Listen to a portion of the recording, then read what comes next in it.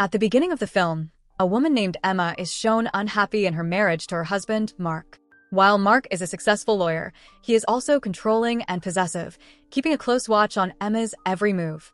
Feeling trapped in the relationship, Emma is secretly having an affair with a man named Tom, who works at Mark's office. One evening, Emma meets Tom at a hotel for the last time, telling him, "I can't do this anymore. We have to stop." Later, Tom calls her again, asking to meet, but Emma refuses, reminding him that tomorrow is her wedding anniversary. The next day, Emma visits Mark's office and notices a confidential file on his desk. It belongs to a serial killer who had attacked her 10 years ago. Mark informs her that this criminal will soon be out on parole, something he himself is arranging. Emma is disturbed by this revelation.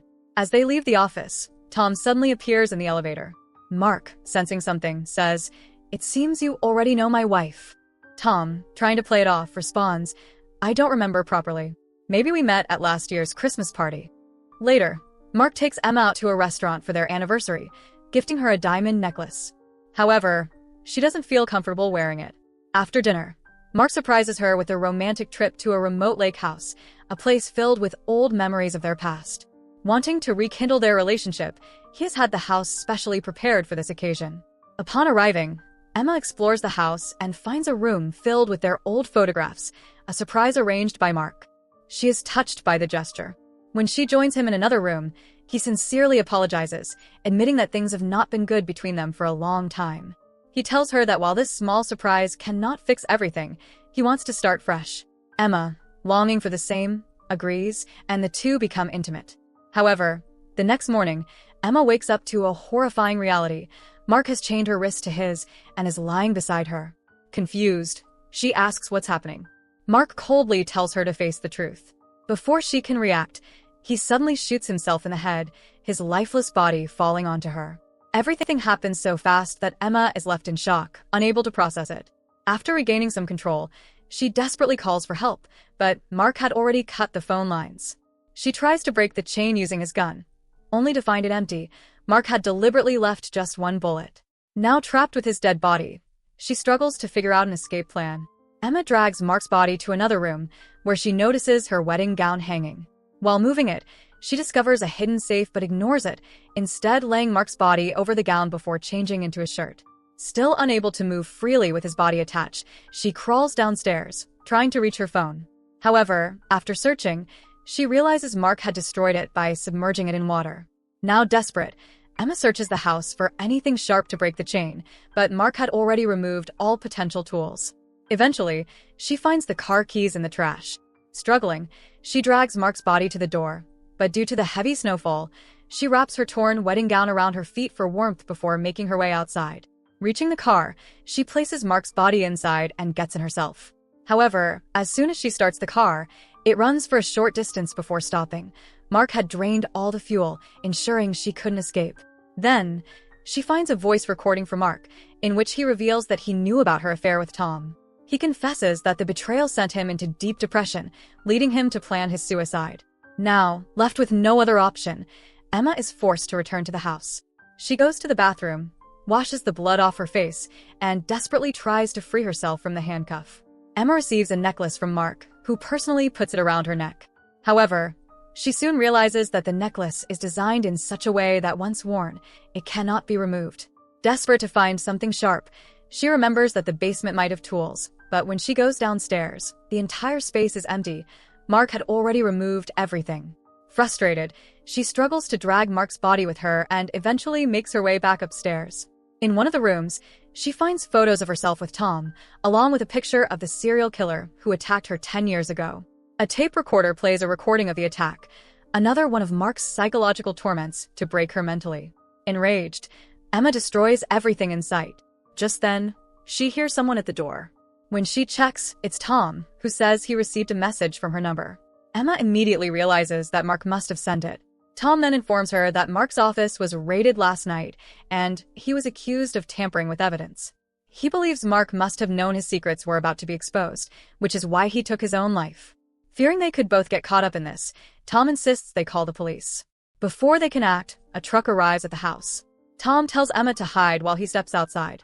A man named Jimmy introduces himself as a plumber, claiming that Mark hired them to fix the pipes. Tom offers him money to leave, but Jimmy repeatedly tries to enter the house. Suddenly, Jimmy's brother, Bobby, steps out of the truck and stabs Tom, killing him instantly. Bobby then enters the house, and Emma immediately recognizes him. He is the same man who attacked her 10 years ago and was recently released from prison. He and Jimmy begin searching the house, noticing bloodstains everywhere. Meanwhile, Emma drags Mark's corpse out through the back door and reaches the boat shed. There, she finds a boat anchor, which she uses to cut off Mark's thumb, finally freeing herself. Following the blood trail, Jimmy arrives at the shed and finds Mark's lifeless body. Before he can discover Emma, she hides inside the boat. Shocked, Jimmy rushes back to his brother, who recognizes Mark as their original client. They reveal that Mark had hired them to break into a hidden safe containing diamonds, but now that he's dead, they don't know the code. However, Emma does. Realizing that Emma couldn't have gotten far in the freezing snow without shoes, the brothers begin searching for her. While looking around, they finally find the hidden safe, but they need both Mark's fingerprint and the password to open it. Meanwhile, Emma, still hiding, wraps cloth around her feet for warmth and spots a diesel can. She carefully drags it to the car and begins filling the tank using a pipe. However, Bobby arrives in the parking area, searching for her. He notices that fresh snow has covered the ground, making it impossible to track footprints, so he slashes the car's tires and removes the fuel pipe. Emma, hiding under the car, sneaks back into the basement. Using a distraction, she tricks Bobby and manages to reach Tom's lifeless body. Heartbroken over his death, she takes his clothes and shoes. Later, when the brothers return to the house, they realize Tom's body is now missing his clothes and shoes, meaning Emma is still inside. Bobby searches the rooftop, where Emma is hiding. Seizing the opportunity, she attacks him with a golf club, sending him crashing to the ground. She quickly searches his pockets, finds the car keys, and makes a run for it.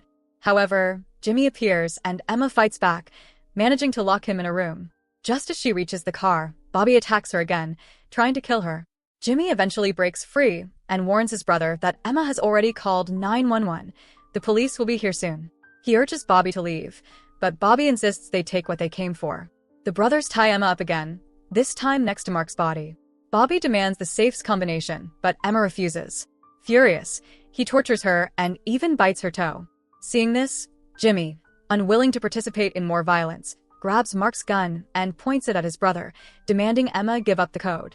Emma, acting clever, tells Jimmy to untie her hands first. Once free, she gives them the safe's password.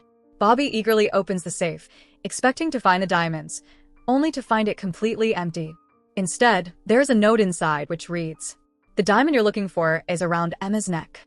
Emma then realizes Mark was talking about the necklace he had locked around her neck. Jimmy tries to remove the necklace, but Mark had designed it so that it cannot be opened. Frustrated, Bobby decides to kill Emma to retrieve the necklace by cutting her throat. When Jimmy tries to stop him, he accidentally hits his head on a hook on the wall and dies instantly. Enraged, Bobby blames Emma for his brother's death and attacks her, stabbing her in the leg. However, Emma fights back, striking him in the head with a wrench and managing to chain one of his hands to Mark's body, preventing him from chasing her. Emma quickly starts the car and tries to escape, but she loses control and the vehicle skids onto the frozen lake. Undeterred, she drags herself across the ice on her stomach, desperate to reach safety. But before she can, Bobby attacks her again. As he swings his knife at her, he accidentally strikes the ice, causing it to crack. The frozen surface gives way, and all three, Emma, Bobby, and Mark's lifeless body, plunge into the freezing water. Underwater, Emma fights for her life. She stabs Bobby in the eye, causing him to writhe in pain. Weakened, he and Mark's bodies sink deeper into the lake's dark depths. Emma, using the knife, breaks through the ice and pulls herself back to the surface, gasping for air. Finally free, she takes a moment to catch her breath. As a final act of closure, she removes her wedding ring and throws it into the lake, where Mark and his hired thugs have met their end. In the distance, the sound of approaching police sirens fills the air, signaling that help has finally arrived. With that, the movie comes to an end.